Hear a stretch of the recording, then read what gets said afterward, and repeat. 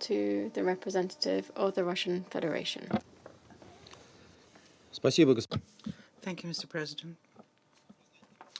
We are grateful to the Assistant Secretary General Miroslav Yencha for his detailed briefing on the situation in Gaza and the situation with the hostages who remain in the enclave.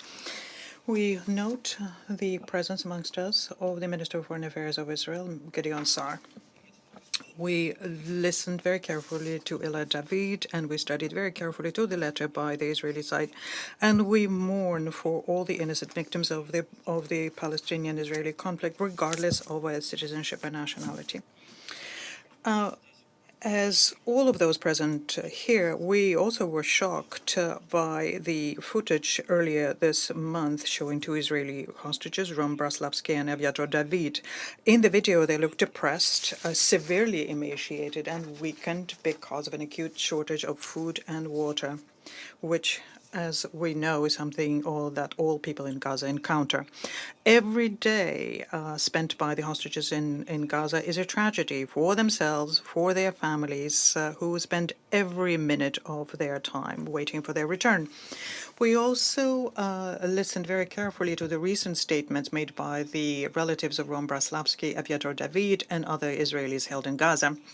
And we share their pain, but we cannot overlook the fact that the people who are in such a terrible emotional state and who fear for their children also voice a direct criticism of the leadership of the country, which, according to some of them, is drawing out the negotiating process with Hamas and thereby is assigning a death warrant for the remaining hostages. Let me recall here that we immediately condemned the tragic events of the 7th of October 2023. There can be no justification for that, nor can there be a justification for the collective punishment of the people in Gaza and turning a whole region into a zone of total despair. We advocated and continue advocating an immediate and unconditional release of all detainees and an immediate ceasefire in Gaza. Mr. President, we are sincerely convinced that there is no delegation in this room which would dispute the very simple fact that the life of any person is important and priceless, and we shouldn't have to decide whose suffering is more worthy of attention. This applies equally to the Israelis in captivity and to the peaceful Palestinians who, for now 670 days, have been essentially suffering the bombardment by Israel.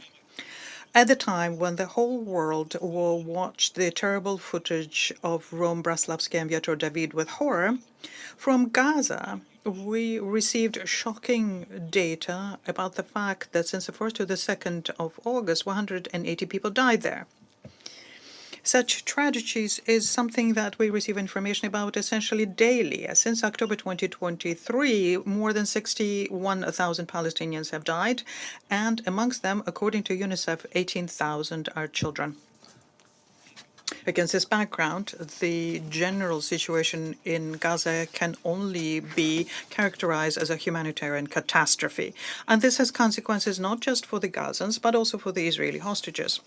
Palestinians themselves are dying in the enclave not only as a result of air bombs or artillery shelling, but also because of widespread hunger and disease outbreaks.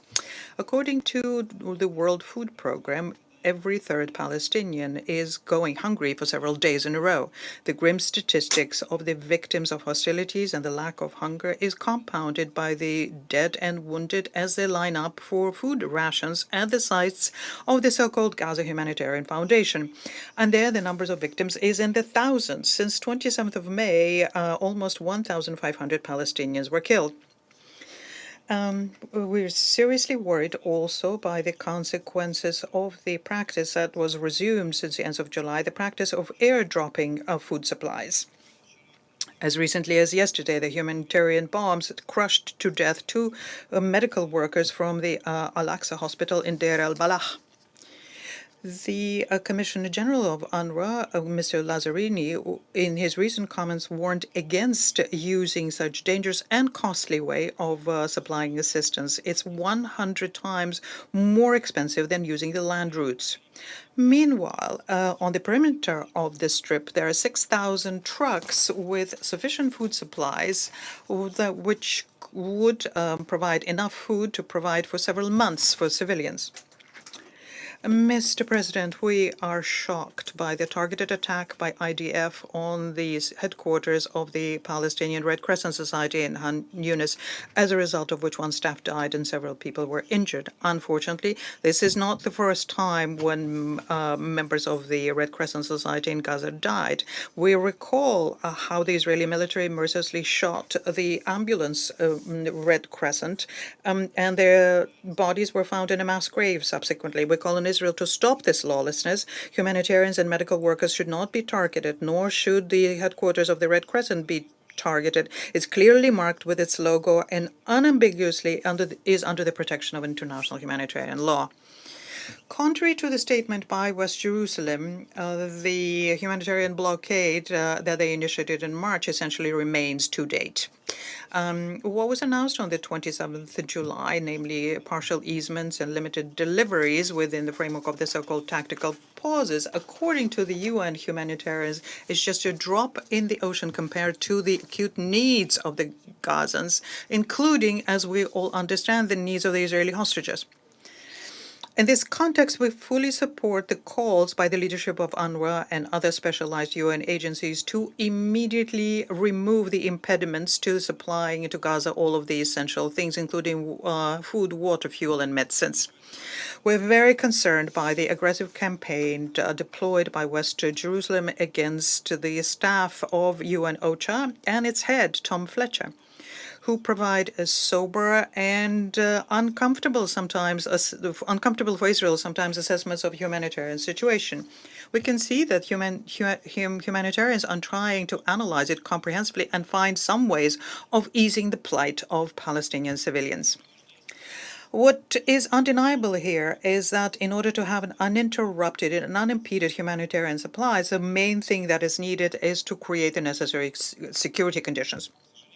Unfortunately, the regular calls for a ceasefire that we hear from the Secretary General and from the absolute majority of the international community remain without due reaction from Israeli leadership. West Jerusalem continues intending to continue with the war in Gaza using by any means and under any pretext, and tries to prevent the stoppage of a military operation in the sector.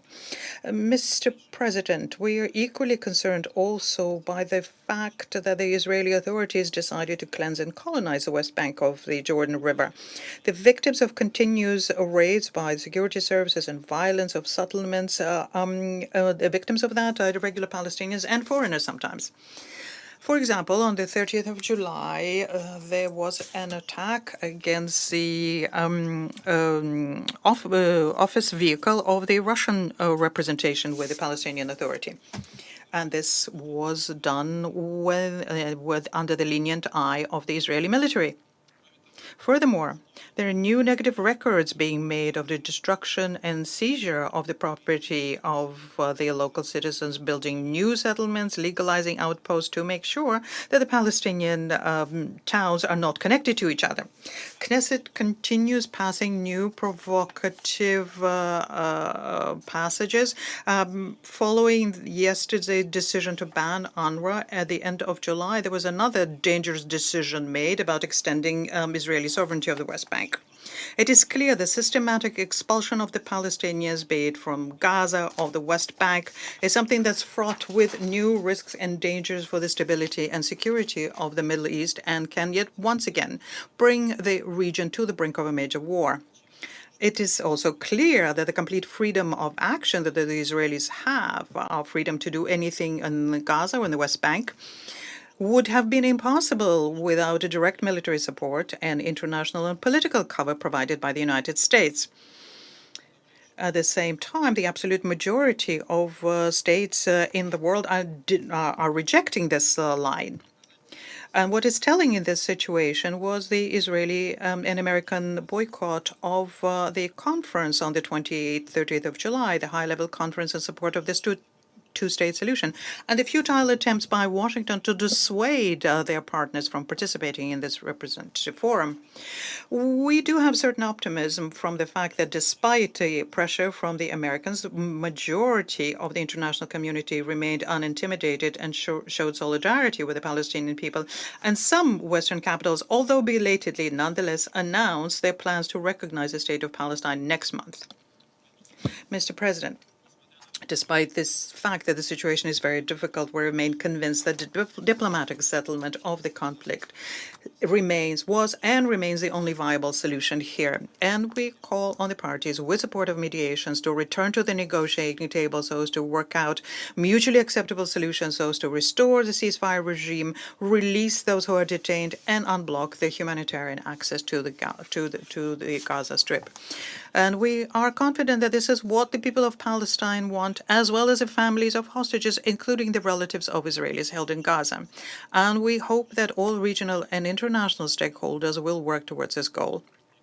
The negotiation process must return to a political track, which will the kind that will accommodate both Israelis' legitimate security interests and the Palestinian people's hard-earned right to establish their own state within the 1967 borders. I thank you for your attention.